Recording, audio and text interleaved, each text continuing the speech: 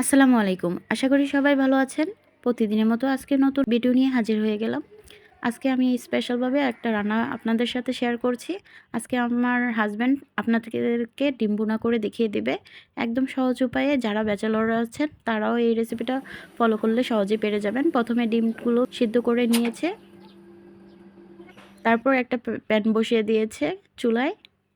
পরিমাণ মতো তেল ঢেলে নিল। তেলটা ভালো করে গরম করে নিচ্ছে।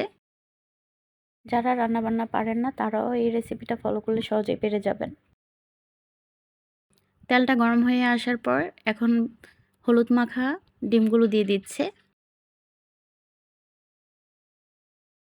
প্রথমে ডিমগুলো ভেজে নিচ্ছে। যারা রান্নাবান্না করতে পারেন না তারাও এই সহজ রেসিপিটা ফলো করলে সহজেই পেরে যাবেন। যখন আমি অনেক অসুস্থ থাকি তখন সেই রান্নাবান্না করে নেয়, আমাকে অনেকটা হেল্প করে। এই ডিম বোনাটা একদম সহজ একটি রেসিপি। সহজেই বান্না করে নিতে পারবেন। আমার হাসব্যান্ড আপনাদেরকে এই রান্নাটা করে দেখিয়ে দিচ্ছে একদম সহজ উপায়ে। আর খেতেও দারুণ টেস্ট হয়েছে। এতটা টেস্ট হয়েছে, বাসায় একবার হলেও ট্রাই করে দেখবেন এই ডিম ভুনা খেতে কতটা টেস্ট। ডিমগুলো ভাজা শেষ পর্যায়ে এখন উঠিয়ে নিয়েছে। যারা নতুন রাঁধুনি আছেন তারাও এই রেসিপিটা ফলো করলে সহজেই রান্নাবান্না করে নিতে পারবেন। একই তেলে এখন পেঁয়াজ কুচিগুলো ভেজে নিচ্ছে। একদম ইজিভাবে ডিম ভুনাটা করে দেখিয়ে দিচ্ছে। এতটা সহজ যে কেউ পেরে যাবেন। সেরা স্বাদে ডিম ভুনা। এখন পরিমাণ মতো লবণ দিয়ে দিচ্ছে। একটু নেড়ে চেড়ে ভালো করে পেঁয়াজটা ভেজে নিচ্ছে। এভাবে করে পেঁয়াজটা ভেজে নিলে ডিম ভুনাটার টেস্ট একটু বেশি লাগে। পেঁয়াজটা ভেজে নিচ্ছে একটু নেড়ে চেড়ে। পেঁয়াজ ভাজা শেষ পর্যায়ে এখন দিয়ে দিচ্ছি মরিচ গুঁড়ো। পরিমাণ মতো, ঝালটা যার যার ইচ্ছে মতো দিয়ে নেবেন। এখন দিয়ে দিচ্ছে হলুদ গুঁড়ো। দিয়ে ভালো করে কষিয়ে নিচ্ছে। ভালো করে নেড়ে চেড়ে কষিয়ে নিচ্ছে। পরিমাণ মতো পানি দিয়ে দিচ্ছে ভালো করে কষিয়ে নেওয়ার জন্য।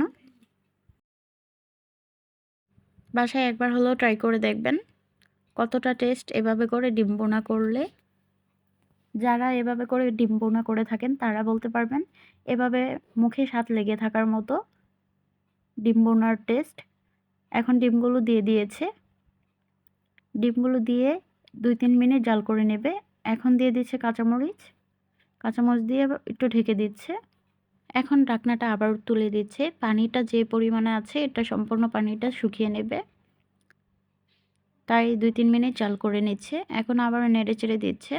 পানি শুকানো শেষ পর্যায়ে, রান্না শেষ পর্যায়ে এখন দিয়ে দিবে ভাজা জিরা গুঁড়ো। ভাজা জিরে গুঁড়োটা স্কিপ করা যাবে না, এটা দিতেই হবে। রান্নাটার টেস্টটা বেড়ে যায়। এভাবে করে ভাজা জিরে গুঁড়ো লাস্ট পর্যায়ে দিলে এখন নেড়ে চেড়ে নামিয়ে নেবে। যারা কখনো রান্নাবান্না করতে পারেন না তারাও এই রেসিপিটা ফলো করলে সহজেই পেরে যাবেন। খুব কম সময়ের মধ্যে এই ডিম ভুনাটা করে নিতে পারবেন। এখন পরিবেশন করে দেখিয়ে দেবে। আর এত টেস্ট হয়েছে না খেলে বুঝতে পারবেন না। অনেক টেস্ট হয়েছে এবং দেখতেও অনেক লোভনীয় হয়েছে। বাসায় একবার হলেও ট্রাই করে দেখবেন। আমার হাজব্যান্ডের রান্নাটা কেমন হয়েছে কমেন্টে জানিয়ে যাবেন।